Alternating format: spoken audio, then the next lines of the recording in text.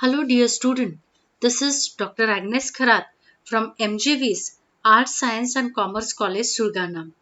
Welcome for today's session. Today we are going to learn about Paramecium caudatum. Paramecium caudatum is a very well-known organism in biology. Student, single-cell organisms have tremendous ecological, medical and scientific importance. Paramecium is a good example of cell complexity. It has all the systems required for survival in the survival packed into a single cell. It is easily available throughout the year. You can easily cultivate paramecium in the laboratory by allowing vegetable matter to stand in water for few days. There are many species of paramecium, but in our study, in our syllabus, we are going to study paramecium caudatum. It is important from the point of view of cytogenetics, environmental science, aquaculture, animal behavior, evolution, freshwater biology, and biotechnology. A single paramecium can eat 5,000 bacteria in a day. Thus, paramecium play very important role in cleaning up groundwater as it makes its way back into our wells and aquifers. The effect of various pesticides present in fresh water can be observed on this tiny creature. So, as a representative type of protozoa and invertebrates, it is included into our syllabus. So, let us study about Paramecium caudatum.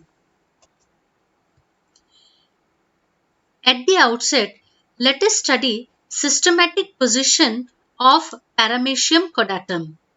Paramecium is included into the kingdom Animalia.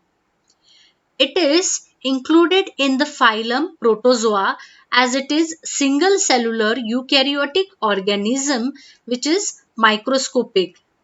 Subphylum is Coeliophora as uniform cilia are present and there are two nuclei, reproductive micronucleus and trophic macronucleus is present. The class is Ciliata, order is Paniculata, family is Paramecidae, genus is Paramecium and species is Caudatum. Thus the scientific name of Paramecium which we are going to study is Paramecium caudatum. Where we can find paramecium? Paramecium caudatum is commonly found in freshwater ponds, pools, ditches, streams, lakes, reservoirs and rivers. It is especially found in abundance in stagnant ponds rich in decaying matter, in organic infusion and in the sewage water. It can be seen with the naked eye as elongated white spots moving rapidly in stagnant water. They often gather near the surface in scum. They actively swim in the water in which they live. Paramecium caudatum is a free living organism and this species is worldwide in distribution. That means it has a cosmopolitan distribution. Let us study external morphology of paramecium. Paramecium is a microscopic organism. The caudatum is the largest species at which measures about 170 to 290 micron. The shape of the Paramecium caudatum is like the sole of a slipper and hence it is commonly known as slipper animalcule. Its anterior end is bluntly rounded. Anterior end is bluntly rounded and posterior end is conical and pointed. It is 4 times as long as broad and somewhat cylindrical. Body color is grey or pale yellow. Some species like Paramecium bursaria are green in color due to presence of green algae Zoochlorella in endoplasm. The body is distinguished into an oral or ventral surface and an arboreal or dorsal surface by a shallow oblique depression which is called as oral groove. The ventral surface always faces the substratum. The oral groove originates from the middle to the body and extends to the left side of the anterior end. Paramecium chordatum is a asymmetrical organism. The body is covered by pellicule. Pellicule is a thin, firm, flexible, colorless outer covering of the body. It is secreted by its outer surface or underlying ectoplasm.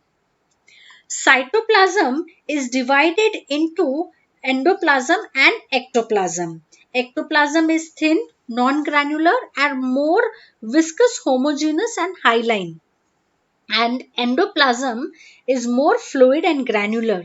It contains nuclei, contractile vacuole, food vacuole, mitochondria, Golgi complex, ribosomes and reserve food granule. Cilia are present on the ectoplasm. The cilia are connected below the pellicule with the fibrillary system in the ectoplasm. The system is located immediately beneath the alveolar layer of the ectoplasm below the pellicule. The infraciliary system controls and coordinates the movement of the cilia. It brings about formation of organelles in the cell division. Then there are presence of trichocyst.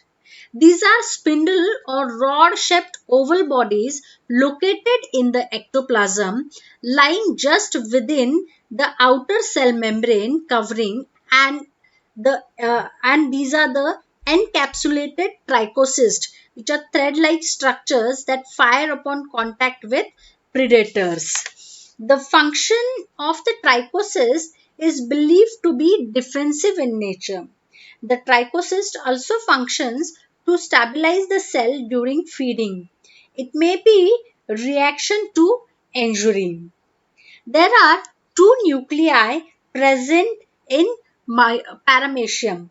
Macronuclei, the bigger one, and micronuclei, the smaller one. Macronucleus is responsible for controlling cell cycle through RNA synthesis, and micronuclei are known to be essential for generating genetic variation during sexual reproduction. It controls the reproductive activities of the organisms. Oral groove lies on the left side of the anterior end of the body. The function of the oral groove is to control the entry of the food material. There are two large contractile vacuoles present on either end of the body of paramecium. So these are the two contractile vacuole, anterior contractile vacuole and posterior contractile vacuole. And function of contractile vacuole is to remove excess of water that enters inside the body by endoosmosis. Hence these are osmoregulatory in function. They eliminate carbon dioxide and nitrogenous waste along with the outgoing water. The food vacuoles, we can see small food vacuoles near this oral groove. Food vacuoles are present which are membrane bound vesicles. Cytopage, anal pore, which is also called as a anal pores. Cytopage, it is a minute spot in the ectoplasm and pellicule which acts as a temporary cell annus. Anal pore is temporary cell annus. So this is external morphology of paramecium chordatum. Let us study feeding and digestion in paramecium. Paramecium shows intracellular digestion. The nutrition is holozoic in paramecium. It feeds on bacteria and small protozoa, unicellular plants. For example, algae, diatoms, yeast, etc., and other microorganisms which float in water. Several paramecia feed on a large cluster of filamentous bacteria. Paramecia feed on bacteria, and since bacteria tend to create slightly acidic environment around them, Paramecia are attracted to acidity in the water. What is feeding mechanism in paramecium?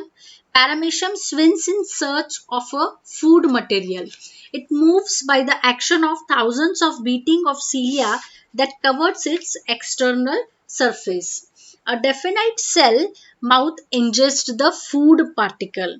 The constant beating of the cilia of the oral groove creates continuous current of water towards the vestibule. The ciliary the ciliary tracts of the vestibule directs the food particles into the buccal cavity. The water current entering into vestibule contains many kinds of particles, but only selected ones are passed on inside. The buccal cavity and rest of the particles are rejected. Hence, this is called as the selective feeding. So, paramecium shows selective feeding. The path along which the ciliary action drives selected food particle is termed as selection path, and the passage along which the unwanted food particle is passed outside the vestibule is called as rejection path. The beating of cilia of the buccal cavity drives the selected food through the cytostome into cytopharynx. The selected food particles are collected at the bottom of cytopharynx into membrane vesicle.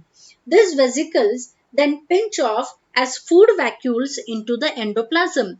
Depending upon the supply of food and the rate of feeding, another food vacuole may be formed within 1 to 5 minutes. Each food vacuole contains food particles surrounded by a thin film of water. The food vacuole is circulated around the body in the endoplasm along a more or less definite path. This process is known as cyclosis. It occurs by slow streaming movement of endoplasm. Several vacuoles are carried first to caudal or posterior end, then forward aborally, and again posteriorly and orally up to the cell anus.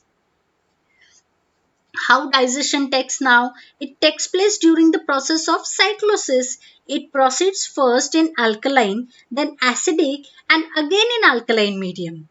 The digestion occurs into the food vacuole by enzymes secreted by endoplasm. The enzymes are proteases, amylase, and lipases. Those digest proteins, carbohydrate, fats respectively.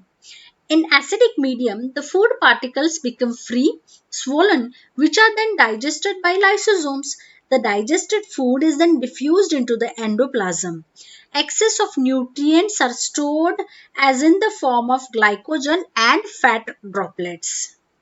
As digestion and absorption proceeds, the vacuoles gradually become smaller. Elimination of undigested substance takes place through the temporary anal pore or cytopage at the posterior end. So this is how intracellular digestion takes place. In this slide, we can see the chart of this digestion process. First endocytosis takes place, then fusion with a lysosome occur, then digestion by enzymes happens, and then expulsion of waste by exocytosis. So this is how digestion takes place in the paramecium. Then how excretion occurs in paramecium chordatum? Excretion in paramecium takes place by contractile vacuole. There are two prominent contractile vacuole, one at either end of the animal. Each consists of a rounded central space connected with a series of 6 to 11 narrow radiating channels which serves as a feeder to the main vacuole.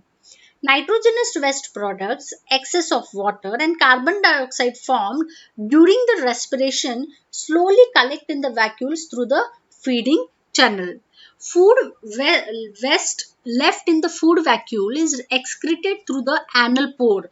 That is, the vacuole and the pore, they fuse. Other waste left over from the cellular activities, that is metabolic waste, simply diffuse through the helicil, and excess water and some metabolic waste are excreted through the contractile vacuole. So this is how excretion takes place in paramecium chordatum. Now let us study reproduction in paramecium. Paramecium shows both kinds of reproduction, that is sexual reproduction as well as asexual reproduction. Sexual reproduction takes place by the process of conjugation, and asexual reproduction takes place by the process of binary fission. Let us study both kinds of reproduction in paramecium. So let's begin with binary fission in paramecium. Binary fission, it is a asexual type of reproduction. It occurs during favorable environmental conditions like plenty of food, optimum temperature, etc. The fission is at right angles to the longitudinal axis of the body. In this process, fully grown paramecium produces two individuals. Before the process begins, the paramecium stops all activities. Paramecium stops all its activities, and it stops feeding before stop feeding, locomotion and osmoregulation. The oral groove and buccal structures begin to disappear. The micronucleus starts dividing by the process of mitosis. The nuclear membrane remains intact. The micronucleus increases in size. The mitosis is completed in four stages like prophase, metaphase, anaphase, and telophase. Meganucleus becomes elongated and constricted in the middle. It divides amitotically into two meganuclei. Two oral grooves now begin to form, one in anterior half and the other in the posterior half. In addition to the two original contractile vacuole, two new contractile vacuoles are later formed in each half. Two new buccal structures, they also appear in each half. Separation of the body occurs after this. A constriction furrows appears near the middle of the body. It deepens and cytoplasm is completely divided, resulting into two daughter paramecium. Of the two daughter paramecia, the anterior one is called as proter and the posterior one is called as ophiste. This grow to full size and divide again by fission. The fission process is completed in about 30 minutes to 1 hour. So this is how binary fission takes place in paramecium. What is significance of this binary fission? Binary fission in paramecium, through this binary fission, paramecium divides 2-3 times in a day. It produces nearly 4 to 6 daughter paramecia. All the members produced are genetically alike, that is the chromosome number, structure, they remain same. The individual, those are produced asexually from one parent paramecium, are referred as clones. So binary fission results into production of clones. After binary fission, paramecium undergoes in the stage of aging. To recover this, paramecium further adopts sexual reproduction, that is nuclear reorganization process. So these are the different significance of binary fission. Let us have look on conjugation. Conjugation is sexual mode of reproduction in paramecium. Conjugation is a temporary pairing of two individuals or conjugates of the same species for the purpose of exchange of nuclear material. Now here in the diagram we can see these two different individuals as A and B. Under certain conditions, such as overcrowding or environmental stress, paramecium reproduces sexually. Sexual reproduction involves the exchange of genetic material between two individuals of different mating strains. So these A and B, they are two different individuals, two different mating strains. Through a process called conjugation, these two paramecia line up by side and then they fuse with each other. So here they are fusing with each other. All micronuclei disintegrate except one. This micronucleus then divides into four by meiosis. So here micronucleus is gonna divide into four nucleus. Three of this again disintegrate while one divides again to produce two haploid macronucleus. See, one again get divides and it is going to produce two haploid micronucleus. Of among these two, one is male pronucleus and the other one is female pronucleus. Each conjugates then exchange one pronucleus with the other conjugant. Conjugants means the partner. This A and B, these are the conjugants. The two pronuclei fuse to make a diploid micronucleus. It represents a combination of genetic material derived from two genetically different individuals.